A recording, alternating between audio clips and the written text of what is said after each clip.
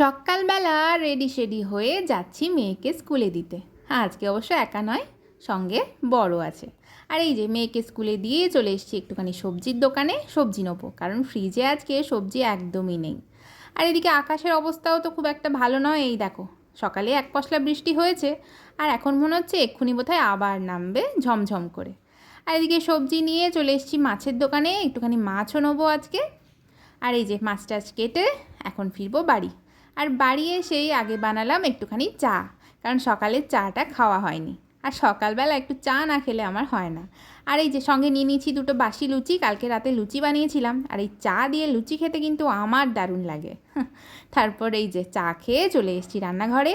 এই যে মাছ ভাজতে বসিয়ে দিয়েছি, আজকে টুকটুক করে অনেক কিছুই হবে।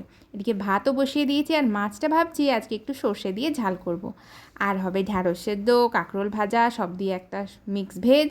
আর এদিকে রান্না বান্নার পর্ব শেষ করে আবার এই যে যাচ্ছি মেয়েকে স্কুল থেকে আনতে। তো চলো আজকের মতো আসছি, টাটা।